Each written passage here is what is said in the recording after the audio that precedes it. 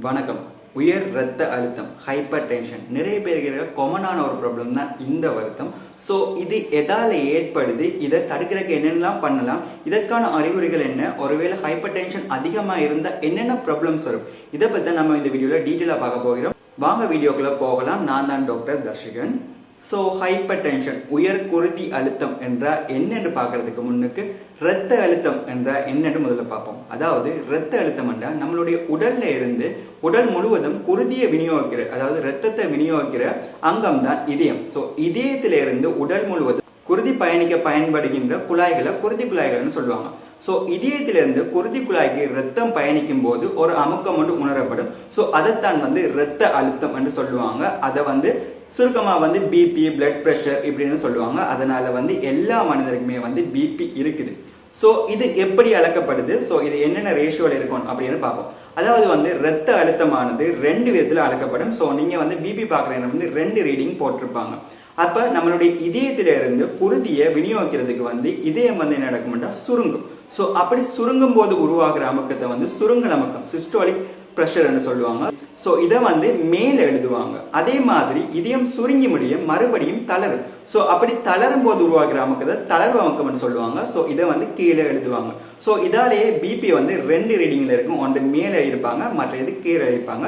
So இதுக்கான காரணம் இதுதான். பொதுவா இந்த குருதி அமுக்கம் எவ்வளவு இருக்கணும்னு பார்த்தா 120/80 என்கிற ரீடிங்ல இருக்கணும்னு சொல்லுவாங்க. ஸோ இது ஐடியலான அமௌண்ட் கேட்டா இல்ல, சரியா?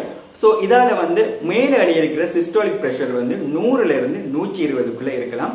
அதே மாதிரி கீழே இருக்கிற டயஸ்டோலிக் பிரஷர் ஆனது 60ல இருந்து 80க்குள்ள இருக்கலாம். ஒருவேளை உங்களுடைய இரத்த அமுக்கமானது 120க்கு மேலே இருந்தாலோ அல்லது 80க்கு மேல், அதாவது மேலே இருக்கிற ரீடிங் 120க்கு மேல, அதே மாதிரி கீழே இருக்கிற ரீடிங் 80க்கு மேலே இருந்தால் தான் உயர் குருதி இரத்த அமுக்கம், அதாவது ஹைப்பர் டென்ஷன் என்று சொல்லுவாங்க. அதே மாதிரி உங்களுக்கு காணப்படுகின்ற சிஸ்டோலிக் பிரஷர், ஸோ மேலே இருக்கிற ரீடிங் 100 விட குறைவாகவோ, அதே மாதிரி கீழே இருக்கிற ரீடிங் டயஸ்டோலிக் பிரஷர் 60 விட குறைவாக இருந்துச்சுன்னு சொன்னா தாழ் குருதி அமுக்கம் சொல்லுவாங்க. தாழ் குருதி அமுக்கம் பத்தி நம்ம இன்னொரு வீடியோல தெளிவா பேசுவோம். வீடியோல உயர் குருதி அமுக்கத்தை மட்டும் பார்க்க போகிறோம். ஸோ ஒருவேளை உங்களுக்கு ரீடிங் முதல் தடவை அளக்கிறீங்க, அப்படி அளக்கும் போது உங்களுக்கு 130 அல்லது 140 என்று மேல இருக்கிற சிஸ்டோலிக் பிரஷர் காட்டுதுன்னா உங்களுக்கு ரத்த அமுக்கம், உயர் குருதி ரத்த அமுக்கம் காணப்படுதா என்றால் நிச்சயமா இல்லை. சாதாரணமான ஒரு சுகதேகி மனிதனுக்கு, ஒரு ஆரோக்கியமான ஒரு மனிதனுக்கு சில நேரங்கள்ல உயர் குருதி ரத்த அமுக்கம் இருக்கிற ரீடிங் காட்டும். சில நேரம் இப்ப எனக்கே அளந்து கொண்டா சம்டைம்ஸ் எனக்கு 150 கூட தாட்டுறதுக்கான சான்ஸ் இருக்கு. ஸோ எந்தெந்த நேரங்கள்ல இந்த மாதிரி உயர் ரத்த அமுக்கம் காட்டும் என்று பார்த்தோம்னா, நம்ம அதிகமா உடற்பயிற்சி செய்த உடனே நம்ம ரீடிங்கை பார்த்தோம்னா நம்மளுடைய ரத்த அமுக்கம் நார்மலை விட அதிகமாக தான் காட்டும். அதே மாதிரி அதிகமான மன அழுத்தம், ஸ்ட்ரெஸ், டென்ஷன், கோபம் இப்படியான விஷயங்கள்ல பார்க்கும் போதும் நம்மளோட ரத்த அமுக்கம் அதிகமா காட்டுற மாதிரி இருக்கும். காஃபி குடிச்ச உடனே ரீடிங் அளந்தாலும் இதே மாதிரி தான் காட்டும். ஒரு ப்ரெஷரை அளக்கணும் என்று பார்த்தா நீங்க மினிமம் 30 நிமிடமாக வச்சு ரெஸ்ட் எடுத்து முடியதான் நீங்க அந்த ரீடிங்கை அளக்க வேண்டியதா இருக்கும். ஸோ அப்படி அளந்தா தான் அதனுடைய ஒழுங்கான ரீடிங் காட்டும். சப்போஸ் நீங்க அளக்கிறீங்க, அப்படி அளக்கும் போது முதல் தடவை அளக்கிறீங்க, அளக்கும் போது உங்களுக்கு 180 அல்லது 200க்கு மேல சிஸ்டோலிக் பிரஷர் காட்டுது. அதாவது 180/100, 200/110 இப்படி காட்டுதுன்னு பார்த்தா நிச்சயமா உங்களுக்கு உயர் குருதி ரத்த அமுக்கம், அதாவது ஹைப்பர் டென்ஷன் இருக்குதுன்னு டாக்டர் சொல்லுவாங்க. சப்போஸ் நீங்க முதல் தடவை தான் அளக்கிறீங்க, ஸோ நீங்க நான் சொன்ன மாதிரி எல்லா ப்ரொசீஜரையும் அரை மணித்தாலும் ரெஸ்ட் எடுத்து முடியத்தான் நீங்க அளக்கிறீங்க. ஸோ நீங்க அப்படி அளக்கும் போது 130/80, 140/85 அப்படியே ரீடிங் இருந்துச்சுன்னா உடனே உங்களுக்கு உயர் குருதி ரத்த அமுக்கம், ஹைப்பர் டென்ஷன் இருக்குதுன்ற அர்த்தம் கிடையாது. ஸோ இதால நீங்க மினிமம் 3 நாள் 3 ரீடிங் ஆச்சு எடுக்கணும். மினிமம் தான் நான் சொல்றேன், இதற்கு மேல எத்தனை ரீடிங்கும் போகலாம். ஸோ நீங்க அப்படி அளந்து அப்பயுமே உங்களுடைய ரத்த அமுக்கமானது 130, 140 இப்படியான ஸ்டேஜ்ல இருக்கும் பட்சத்துல உங்களுக்கு ஹைப்பர் டென்ஷன் இருக்குது என்று சொல்லலாம். இந்த ஹைப்பர் டென்ஷன்லயும் பல ஸ்டேஜஸ் இருக்குது. ஸோ இதை பத்தி நாம இந்த வீடியோல டிஸ்கஸ் பண்ண தேவையில்லை.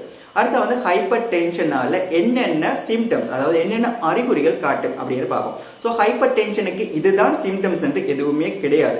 ஆனா சில பேருக்கு பொதுவா வரக்கூடியது என்னன்னு பார்த்தோம்னா தலை சுற்றல் வரும், அதே மாதிரி தலை இடிக்கிற மாதிரி ஒரு ஃபீலிங் வரும். ஸோ இது எல்லாமே பொதுவா வரக்கூடிய ஒரு அறிகுறிகள் தான். சிலவங்களுக்கு மூக்குல இருந்து ரத்தம் வடிக்கிடலாம். அதே மாதிரி சிலவங்களுக்கு சுவாசம் சம்பந்தப்பட்ட பிரச்சனைகள் கூட வரலாம். ஸோ இப்படியான பிரச்சனைகள் வரும். இதை தவிரவும் பல ப்ராப்ளம்ஸ் வரக்கூடியதா இருக்கும்.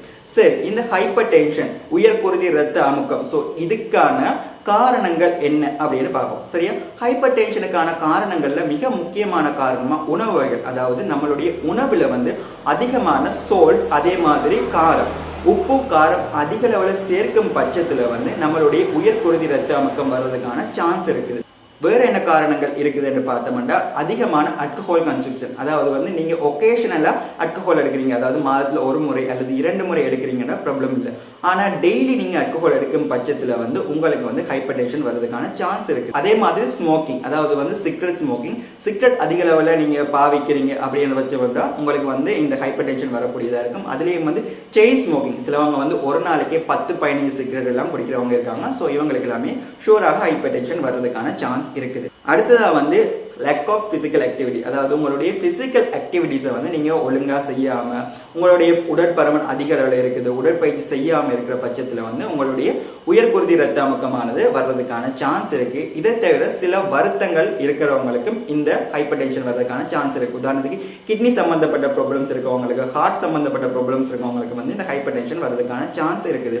இதை தாண்டி சில மருந்து பாவனைகளும் இந்த ஹைப்பர் டென்ஷன் வர்றதுக்கு ஒரு ரீசனா இருக்குது.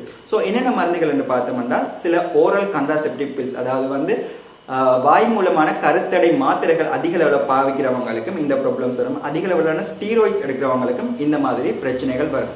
இப்படி பல காரணங்கள் இருக்கு. அடுத்த ரிஸ்க் ஃபேக்டர், அதாவது யாருக்கெல்லாம் இந்த வருத்தம் வர்றதுக்கான சான்ஸ் இருக்குது. அதாவது இதுக்கு முன்னாடி நான் சொன்னது இதுக்கான காரணங்களை சொன்னோம். இப்ப யாருக்கெல்லாம் வர்றதுக்கான சான்ஸ் இருக்குன்னு பார்த்தோம்னா ஏற்கனவே சொன்ன காரணங்கள் சொன்ன அவ்வளவுமே வரும் என்று சொல்லலாம். ஸோ அதிகமாக ஸ்மோக்கிங் பண்றவங்க, அதிகமாக ஆல்கஹால் கன்சியூம் பண்றவங்க, கிட்னி சம்பந்தப்பட்ட ப்ராப்ளம்ஸ் இருக்கவங்க, தைராய்டு சம்பந்தப்பட்ட ப்ராப்ளம்ஸ் இருக்கவங்க, ஹார்ட் சம்பந்தப்பட்ட ப்ராப்ளம்ஸ் இருக்கவங்க, இவங்களுக்கெல்லாம் வரக்கான சான்ஸ் இருக்கு. அதே மாதிரி அதிகமான உப்பு மற்றும் காரம், உரைப்பும் சம்பந்தப்பட்ட சாப்பாடுகள் சாப்பிட்றவங்களுக்கு வர்றதுக்கான சான்ஸ் இருக்கு. ஒபீஸ் பீப்புள், அதாவது குண்டானவங்களுக்கு வர்றதுக்கான சான்ஸ் இருக்கு. இதை தாண்டி வேற யாருக்கெல்லாம் வர்றதுக்கான சான்ஸ் இருக்கு அப்படின்னு பார்த்தோம்னா உங்களுடைய ஃபேமிலி பேக்ரவுண்ட், அதாவது உங்களுடைய தந்தை தாய் இவங்களுக்கு எல்லாமே இந்த ஹைப்பர் டென்ஷன் இருக்கும் பட்சத்தில் உங்களுக்கு வர்றதுக்கான சான்ஸ் இருக்கு. அதே மாதிரி உங்களோட தந்தை தாய்க்கு ஹார்ட் சம்பந்தப்பட்ட ப்ராப்ளம்ஸ் அல்லது வேறு ரீனல், அதாவது கிட்னி சம்பந்தப்பட்ட ப்ராப்ளம்ஸ் இருக்கிற பட்சத்தில் உங்களுக்கு வர்றதுக்கான சான்ஸ் இருக்குது. அதே மாதிரி தைராய்டு ப்ராப்ளம்ஸ் இருக்கவங்களுக்கும் வரும். பொதுவாக 55 வயதுக்கு மேற்பட்டவர்களுக்கு காமனா வர்ற வியாதியா இப்ப இருக்குது. பிளாக் பீப்புள், அதாவது நீக்ரோ ஆட்களுக்கு இந்த வியாதி வர்றதுக்கான சான்ஸ் அதிகமாகவே இருக்குது.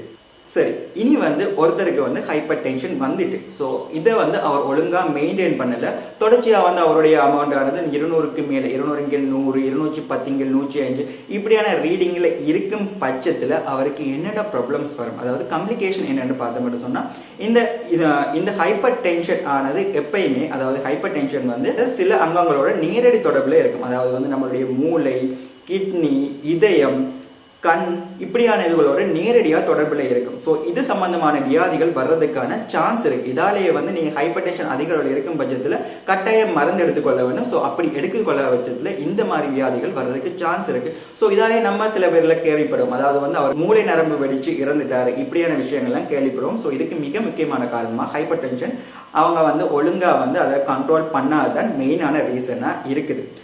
அடுத்த இதயம் சம்பந்தப்பட்ட நோய்கள், அதே மாதிரி கிட்னி சம்பந்தப்பட்ட நோய்கள், இதெல்லாமே ஒழுங்கான ஹைப்பர் டென்ஷன், அதாவது ஒழுங்காக நம்மளுடைய உயர் குருதி ரத்த அமுக்கத்தை மெயின்டைன் பண்ணாட்டி இவங்களுக்கெல்லாம் வரும்.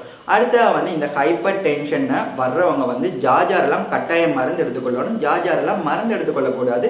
இவங்க என்னென்னலாம் பண்ணணும், என்னென்ன ட்ரீட்மெண்ட் பண்ணணும், என்னென்ன விஷயங்களை பண்ணா ஹைப்பர் டென்ஷனை அவங்க கண்ட்ரோல்ல வச்சு கொள்ள முடியும், உயர் குருதி ரத்த அமுக்கத்துக்காக அவங்க என்னென்ன உணவுகளை எடுத்துக்கொள்ளணும், இதை பற்றி இன்னும் ஒரு தெளிவான டீட்டெயிலான வீடியோவில் நான் விளங்கப்படுத்துறேன்.